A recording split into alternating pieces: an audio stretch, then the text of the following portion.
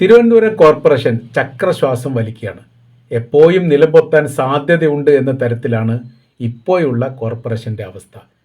സ്വതന്ത്രന്മാർക്ക് ചുറ്റും വലിയ രീതിയിലുള്ള സുരക്ഷാ വലയം ഉണ്ടാക്കിയിരിക്കുന്നു എന്ന തരത്തിലുള്ള റിപ്പോർട്ടും പുറത്തു വരുന്നു.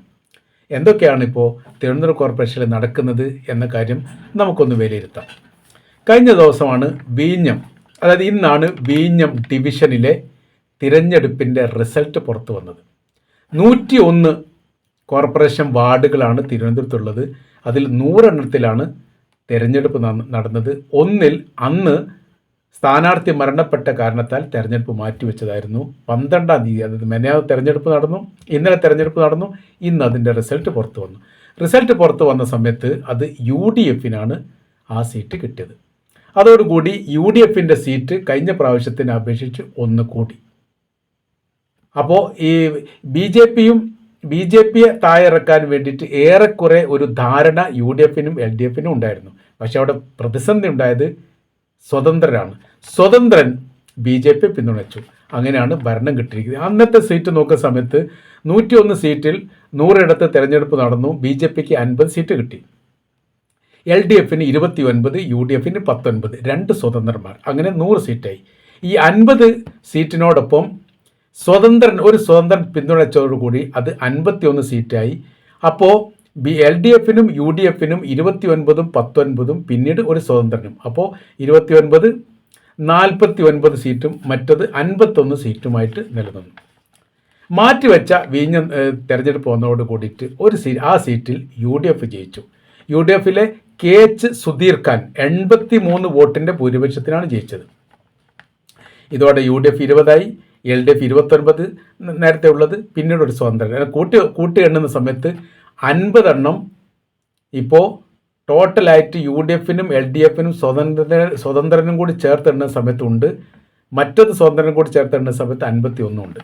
ഇപ്പോഴത്തെ ശേഷിക്കുന്ന ഈ ഒരു സ്വതന്ത്രൻ, അപ്പോൾ BJPക്ക് പിന്തുണ നൽകാത്ത സ്വതന്ത്രൻ ഏറെക്കുറെ UDFന് അനുഭാവം പ്രകടിപ്പിക്കുന്ന വ്യക്തിയാണെന്ന് മനസ്സിലാക്കാൻ പറ്റുന്നത്. UDFൻ്റെ കോൺഗ്രസിൻ്റെ റെബലായിട്ട് മത്സരിച്ചു എന്ന് പറയപ്പെടുന്നു. അപ്പോൾ അദ്ദേഹം ഇതിലേക്ക് ചേരുകയാണെങ്കിൽ പിന്നീട് ശേഷിക്കുന്ന അവർക്ക് പിന്തുണ നൽകിയിരിക്കുന്നത്, BJPക്ക് പിന്തുണ നൽകിയിരിക്കുന്ന ഒരു സ്വതന്ത്രനെ ചുറ്റിപ്പറ്റിയാണ് തിരുവനന്തപുരം കോർപ്പറേഷനിലുള്ള ഈ മേയറായിരിക്കുന്ന VV രാജേഷിൻ്റെ ഭാവി എന്നുള്ളതാണ് നമുക്കിത് വിലയിരുത്താൻ വേണ്ടി പറ്റുന്നത്.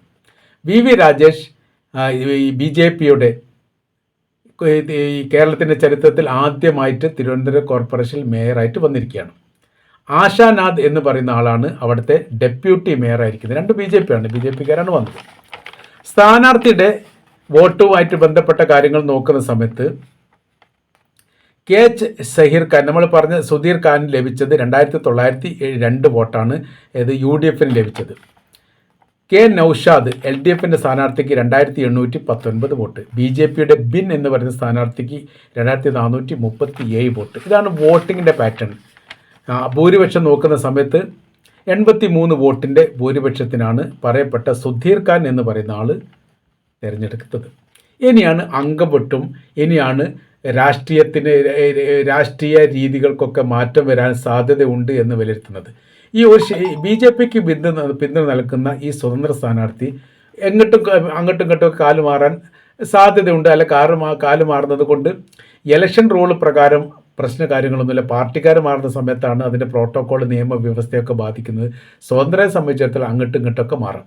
ഈ BJPക്ക് പിന്തുണ നൽകിയിരിക്കുന്ന സ്വതന്ത്ര സ്ഥാനാർത്ഥി തിരുവനന്തപുരം കോർപ്പറേഷൻ സ്ഥാനാർത്ഥിയായിട്ട് മത്സരിക്കാനുള്ള സാധ്യതകൾ കൂടി വിലയിരുത്തുന്നു. അങ്ങനെ ആ സമയത്ത് UDFും LDFനും പിന്തുണ നൽകുന്ന സമയത്ത് എന്തുണ്ടാവും, ഈ മറ്റുള്ള ഒരു സ്വതന്ത്രൻ കൂടി പിന്തുണ നൽകുന്ന സമയത്ത് 51 സീറ്റായി BJP 50ആയിട്ട് ചുരുങ്ങി.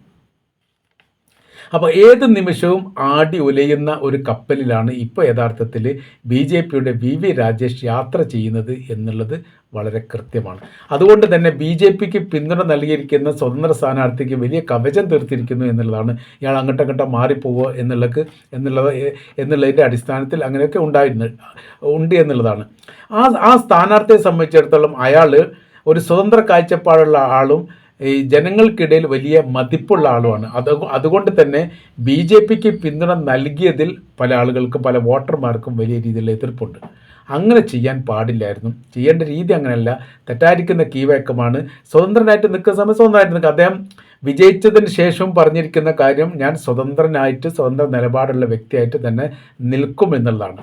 ആ നിലപാടിന് മാറ്റം വരുത്തിക്കൊണ്ടാണ് ബി ജെ പിക്ക് പിന്തുണ നൽകിയത്. അതുകൊണ്ടാണ് ബി ജെ പിയുടെ ഭരിക്കാനുള്ള സാഹചര്യ കാര്യങ്ങളൊക്കെ ഉണ്ടായത്.